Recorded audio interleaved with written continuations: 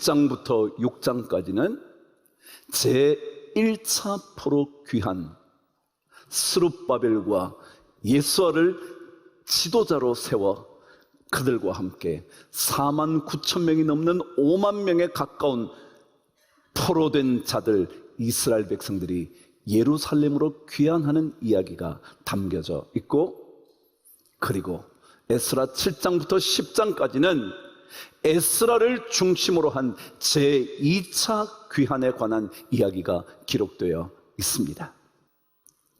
하나님은 고레스라는 바사 제국의 왕을 통하여 기적 같은 일을 벌이십니다. 생각지도 않게 그가 바벨론을 무너뜨리고 난 다음, 모든 바벨론 국가를 정복하고 난 다음 그가 첫 번째 내린 칙령이 각 나라로 되돌아갈 수 있도록 포로들에게 허용한 겁니다. 참 놀랍죠? 새롭게 정복을 시작한, 아니 정복하여 새 제국을 이룬 바사 제국, 페르시아 제국이 지난번 바벨론 제국과는 달리 정책을 바꾼 겁니다. 각 포로된 나라 백성들은 자기 나라로 돌아갈 수 있다 라고 칙령을 내린 겁니다. 그것은 그냥 너네 나라 가도 좋다 이런 뜻이 아니라 이미 70년 동안 그 나라에서 살았기 때문에 그곳으로 되돌아가면 그 나라 문화를 그대로 유지할 거다. 다시 말해 바벨론 제국이나 우리가 지배했던 그 모든 것들을 갖고 있을 거다 생각을 한 겁니다. 그러고는 돌려보는 거죠. 모든 것이 준비됐습니다. 이제 떠나기만 하면 됩니다. 심지어 모든 필요한 물건, 그리고 심지어 보물들, 그리고 바벨론에서 얻게 된 모든 것들을 준비해서 떠나라고, 그리고 그것을 하나님께 바칠 수 있도록 내가 허락한다고 라는 이야기까지 다 받은 그들이 드디어 떠나기 전 아하와 강가에 모여 에스라가 말씀을 전하는 겁니다. 그게 오늘 본문입니다.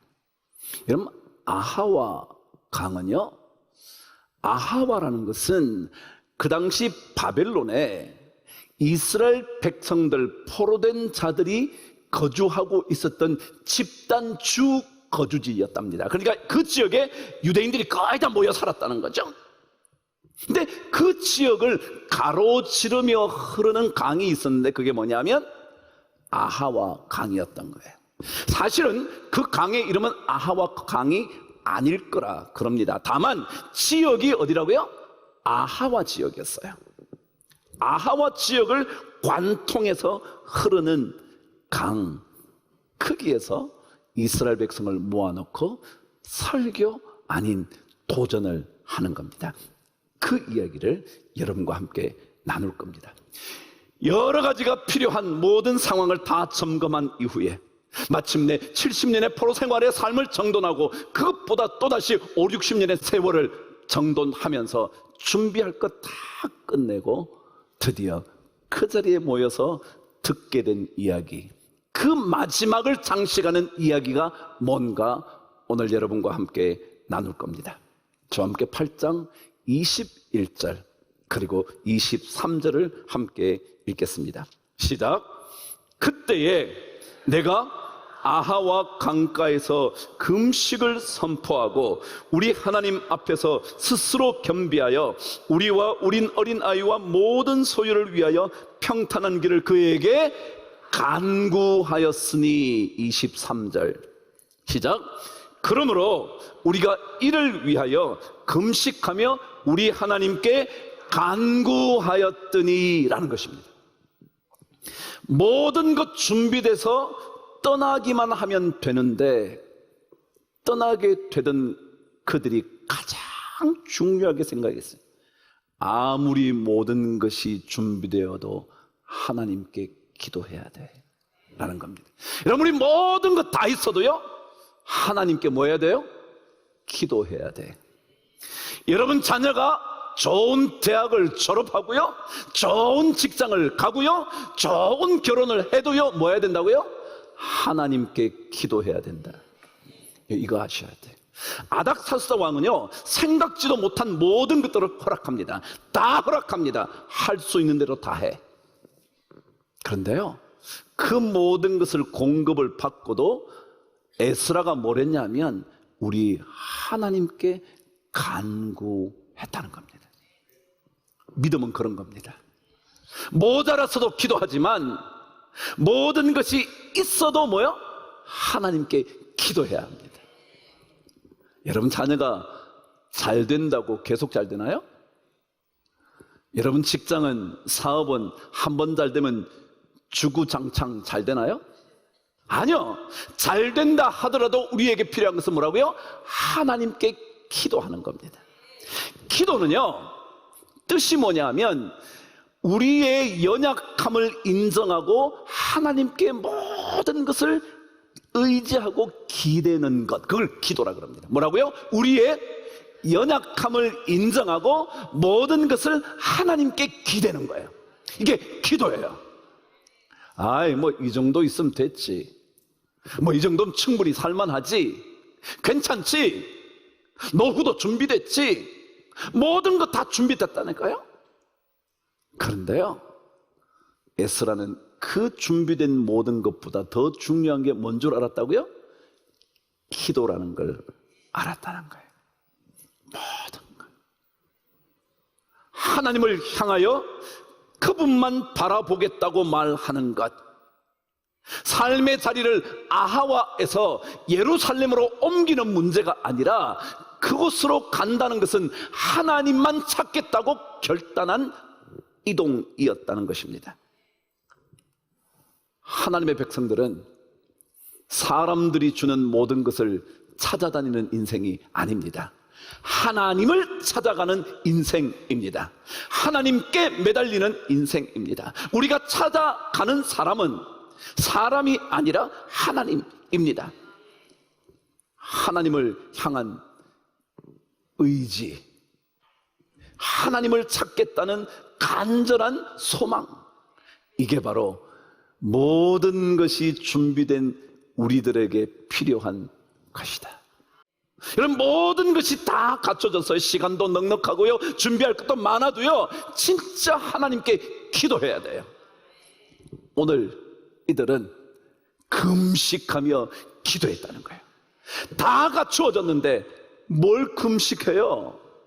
다 갖춰졌는데, 더더욱이 못 가게 하는 것도 아닌데, 가는 것도 가져갈 것 다 가라고, 다 가져가라고 말하는데 못하러 기도해요. 그냥 가면 되지. 그런데 아니요, 오히려 금식을 선포하고 하나님께 기도했다는 거예요. 이거예요, 이거. 예수의 사람들이 사는 방식은 달라요. 뭐냐면 잘 되고 있어요. 자식도 잘 커요. 공부도 잘해요. 사업도 하니까 막 돈이 벌려요. 근데 그때 뭐 한다고요? 금식하고 기도하는 거예요. 자, 그런데 오늘 그래서 성경은 이 기도하는 일에 대하여, 그에게 간구하는 것에 대하여 오늘 좀 더 자세하게 말씀합니다. 우리 그리스도인들이 이 아하와 강가에서 하나님을 찾는 이 기도, 여기에 무엇이 담겨져야 하는가? 그 얘기예요. 여러분과 제가 하나님께 드리는 기도에 뭐가 담겨야 되는가? 오늘 다시 한번 21절 저와 함께 말씀을 나누겠습니다. 앞부분까지만 읽어볼게요. 시작. 그때에 내가 아하와 강가에서 금식을 선포했다. 기도에는요, 뭐가 필요하냐면 금식이 필요하대. 그럼 그래서요, 쉽게 한 가지를 얘기하면, 기도하실 때 금식하면서 한번 해보세요. 왜냐하면 기도는요, 금식을 선포하고 기도하는 이 일이 중요하기 때문에 그래요. 그럼 이게 무슨 말일까? 금식이 뭐예요? 음식 안 먹는 거죠. 입으로 들어가는 것 안 하는 거죠. 그런데요, 그런 의미만은 아닐 거예요. 금식은요, 원래 자기 자신의 삶을 절제하는 겁니다. 자신의 삶을 절제하는 거예요. 모든 것이 있지만 절제하는 거예요. 먹을 수 없어서 금식하는 게 아니에요. 그것은 뭐라 그래요? 금식이라 그래요. 그런데 있는데 먹지 않는 것을 뭐라 그러냐면 금식이라 그래요. 누릴 수 있는데 누리지 않으면 뭐라 그런다고요? 금식이라 그런다. 이해가 되시나요? 충분히 할 수 있는데 하지 않는 것을 뭐라 그런다고요? 금식이라 그런다. 이거예요. 신앙에 필요한 것은요, 내가 할 수 있어요. 내가 마음대로 할 수 있어요. 내가 마음대로 말할 수도 있어요. 내가 마음대로 누릴 것 누리고 살 수도 있어요. 내가 이런 것을 선택해서 마음대로 할 수 있는 여유가 있어요. 그런데 뭐 하는 거라고요? 하나님을 생각하며 하지 않는 거예요. 그게 금식이에요. 그러다 보니 하나님을 찾는다는 것은 나머지 것에 대하여 그렇게 찾아 나서지 않는다는 것을 의미해요. 하나님을 찾으면서 이것저것 다 찾으면 안 되잖아요. 하나님을 찾는다는 것은 하나님 외의 것은 좀 안 찾는 거예요. 그게 금식이에요. 그래서 이사야는 아예 그렇게 말해요.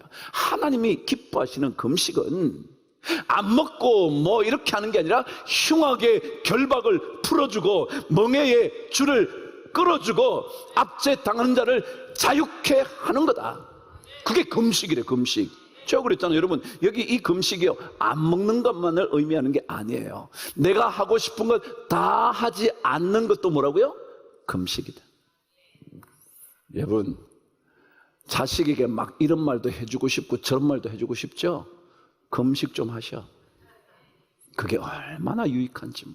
금식하면서 뭐 한다고요? 기도하시라. 자녀에게 너 이래야 돼 라고 말해주고 싶을 때요, 뭐라고요? 금식하고 기도하세요. 그게 훨씬 더 자식의 미래를 열어주는 거예요. 이게 금식이에요.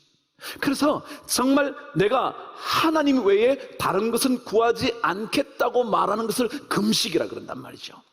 하나님께 간구한다는 것은 여호와 그분만을 찾는 건데, 그분을 찾을 때 우리 안에 어떤 마음이 있었냐면 하나님 외에 다른 것은 조금 덜 찾아야지. 있어요. 많아요. 더 많아질 수도 있어요. 그런데도 그것을 찾지 않고 누구를 찾는 거라고요? 하나님을 찾는 것을 금식이라 그런단 말이죠. 금식. 오늘 말씀에요, 22절 말씀은 바로 이 얘기의 핵심을 가르쳐 주는 거예요. 잘 한번 들어보세요. 무슨 얘기인가? 저와 함께 읽어보실게요. 시작.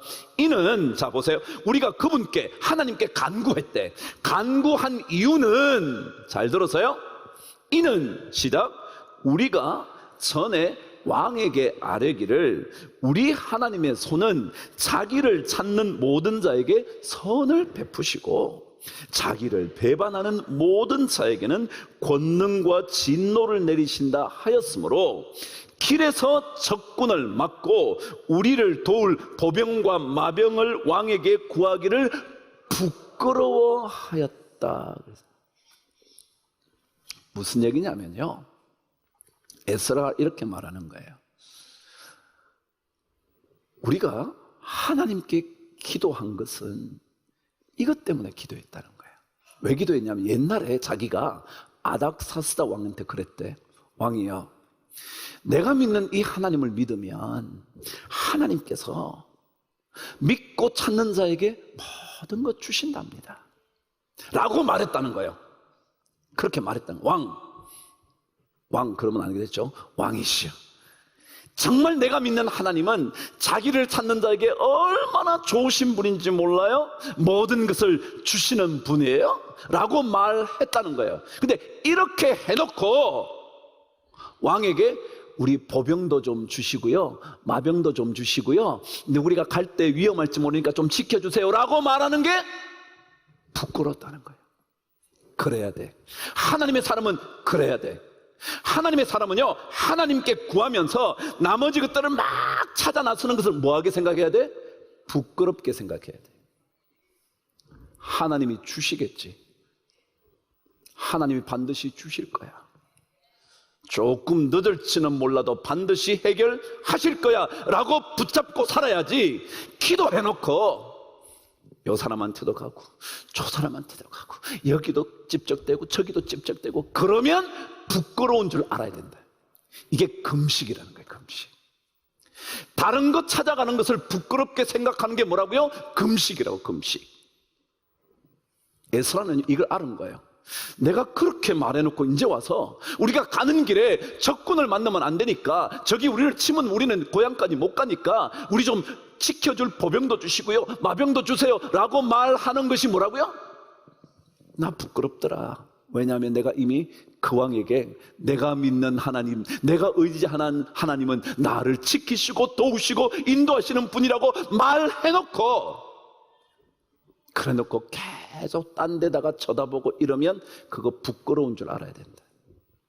이게 금식이라는 거예요. 금식. 금식은 여러분 다른 게 아니에요. 하나님 그분만을 바라보면서 다른 것들은 조금 그냥 주시면 받고요, 안 주시면 안 받고요. 그래야지 하나님 실컷 구해놓고 하나님께 매달려놓고 막 다른 데 가가지고 보병도 주시고요, 마병도 주시고요, 이것도 지켜주시고요, 우리 좀 보호해주세요 이러면 안 돼. 왜냐하면 하나님은 우리의 멋진 공급자이시고, 하나님은 멋진 우리의 보호자이시고, 하나님은 충분히 우리의 피난처가 되어 주시는 분이거든요. 이걸 고백하면서 다른 건 막 찾아 나선다. 그러지 마라, 그러지 마라, 금식해라. 하나님께 구하는 인생이라면 사람에게, 세상에게 너무 빌부터 살려고 매달리는 인생 아니에요. 비굴한 인생 아닌 거예요. 보병이나 마병 안 주셔도 괜찮은 줄 아세요. 왜냐하면 그래서 오늘 성경은요, 이렇게 하는 걸 부끄럽게 생각했는데 이 모든 것을 나중에 하나님께서 응낙해 주셨다라는 거예요. 사실은 이 오늘 이야기는요, 에스라가 다 이런 일을 포로 귀환하고 난 다음에 옛날 일을 기억해서 적어 놓은 거거든요. 그래서 자기가 그때 하는 걸 안 한 것 정말 잘했다, 안 했어도 하나님께서 우리의 간구한 것을 다 들어서 그의 응낙하심을 입었느니라 해주셨다는 거예요. 여러분, 지금 당장 어떨지 몰라요. 그러나 하나님 그분께 매달려 그분만 찾으면 그분이 반드시 지켜주실 줄 믿는 믿음이 우리에게 필요해요. 세상을 향하여 손을 내미는 것 부끄럽게 생각하셔야 돼요. 왜냐하면 에스라가 그런 인물이었거든요. 그것이 바로 아하와 강의 이야기였던 거죠. 하나님께 간구하면서 다른 것에 매달리면 그것은 신앙인의 부끄러움입니다. 그 부끄러움을 굴러가게 해야 합니다. 그런 것을 얻으려고 우리는 쫓아다니지 않습니다. 우리는 오히려 하나님을 더 쫓아갑니다. 그래서 모든 것 준비되었지만 그들은 더 금식하며 기도하기로 결정한 것입니다.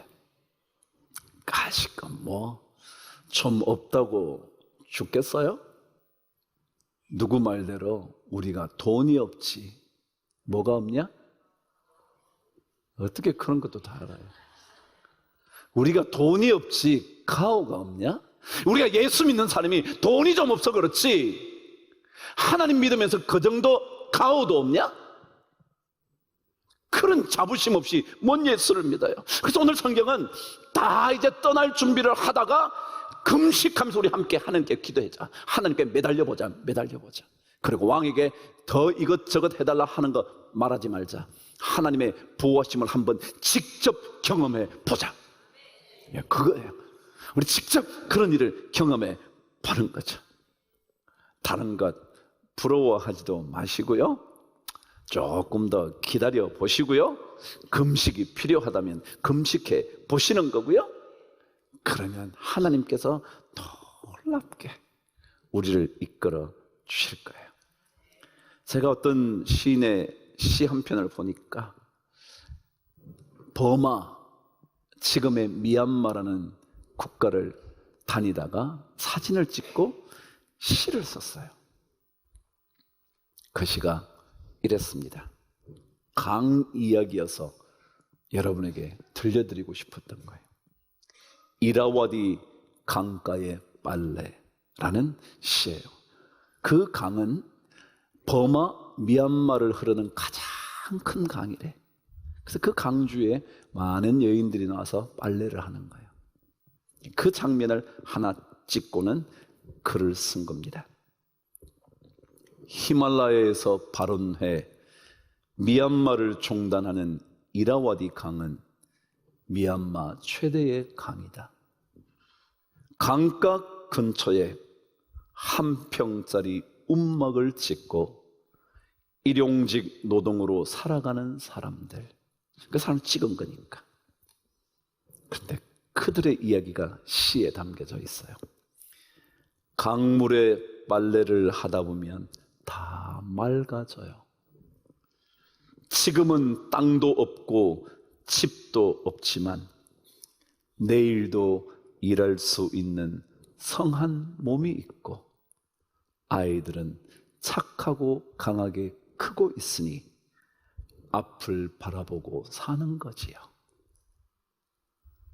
이들이 예수는 모를지 모르지만요, 하나님이 말씀하신 원칙을 가지고 있는 거예요. 강에서 빨래를 하다 보니까 모든 것이 맑아진대. 지금은 이렇게 강가에서 땅도 없고 집도 없는 움막 하나 짓고 살지만, 그러나 내일 또 일할 수 있는 이 성한 건강한 몸이 있고 내 아이들이 밝고 맑게 자라니 내일을 바라보며 우리는 갑니다. 얼마나 멋져요. 신앙생활이요, 하나님께 매달려 사는 거예요. 그것이 풍요로움을 공급해 주시든지 때때로 우리에게 고난을 주시든지 관계없이 그 길을 계속 가는 거예요. 그리고 하나님께 매달려 모자라는 것은 금식하며 가보는 거예요. 오히려 다른 누군가를 자꾸 쫓아다니면서 그 사람이 해결해 줄 거야 생각한다면 그것은 신앙인으로는 부끄러운 줄 알아야 해요. 이게 우리 믿음의 삶이죠. 그게 아하와 강가에서 일어난 첫 번째 이야기예요. 제가 그랬죠. 아하와 강가는요, 아하와 지역을 가로지르며 흐르는 강이라고 저 혼자 그런 생각했어요. 여러분과 제가 살고 있는 삶의 자리가 있어요. 어쩌면 아하와 지역처럼 그렇게 살고 있는 그 삶을 관통하며 흐르는 강가에 서서 우리는 기도해야 돼. 하나님께서 우리의 공급자가 되십니다. 하나님께서 우리의 보호자가 되십니다. 하나님 그분만 바라보는 우리의 삶에 주의 은혜가 넘치게 하여 주옵소서 라고 기도함으로 그분의 응답하시고 허락하심을 꼭 받게 되기를 축복합니다.